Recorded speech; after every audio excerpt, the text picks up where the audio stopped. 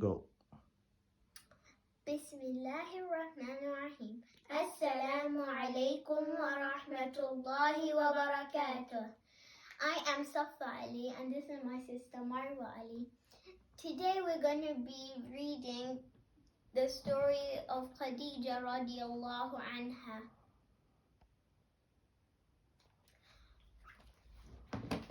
Let's begin. Bismillah.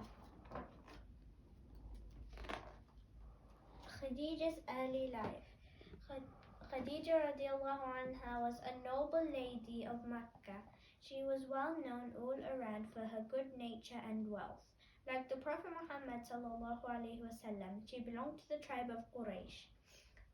They had a common great-grandfather who was called Qusay ibn Kilab. This is how they both were a part of the same big family. Khadijah radiallahu anha's grandfather, Asad ibn Abdul Uzza, lived in a house near the Kaaba. It was in fact so close to the sacred house that when the sun was high, the Kaaba's shadow used to fall on it. For this reason that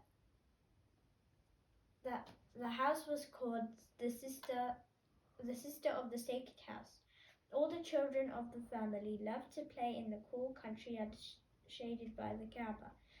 There was a huge tree in the country yard of the house of Khadijah's grandfather. All the children would climb high up on its branches and looked out to see the world beyond the house walls. They dreamed of growing up and going on faraway journeys with the camel caravans of the traders. The branches of the tree were so long that they touched the walls of the Kaaba and got in the way of those that the tawaf around the sacred house. But people did not mind this. However, later on, Umar ibn al-Khattab, the second caliph, had the tree cut down. He also bought the house and made it part of the sacred mosque. Here you can see sheep, the Kaaba, and then a tree with the house of Khadijah radiallahu anha's grandfather.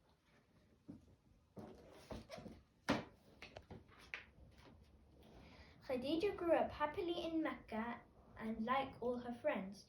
When the time came, her marriage was arranged by the family. She was married to a merchant called Abu Hala ibn Zurara. They had two sons called Hind and Hala, but unfortunately Khadijah radiallahu anha's husband died soon after the marriage. After the death of Abu Hala, Khadijah radiallahu anha married again. Her second husband was also a merchant. He was called Atiq ibn Ayid and belonged to the Banu Makhzum tribe. Soon a daughter was born to them and they named her Hind, like her elder brother. But to her sorrow, Khadijah's second husband too passed away after a few years. There you can see the Kaaba and a tree.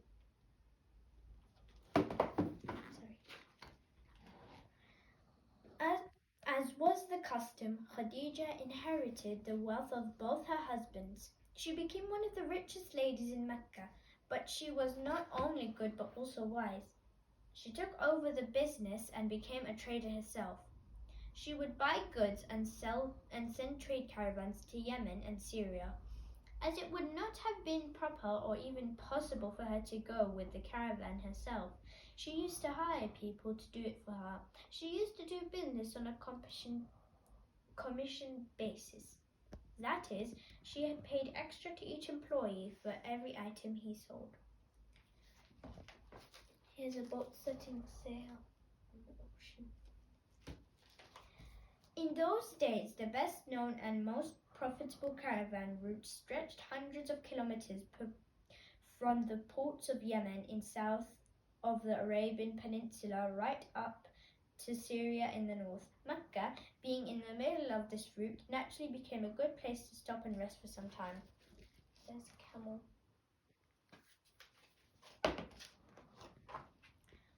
All the caravans traveling through Mecca would halt for a few days there. The camels would be unloaded so that they could rest.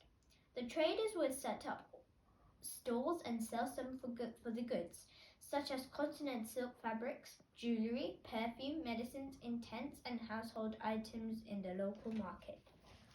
Here are all the stuff they used to sell.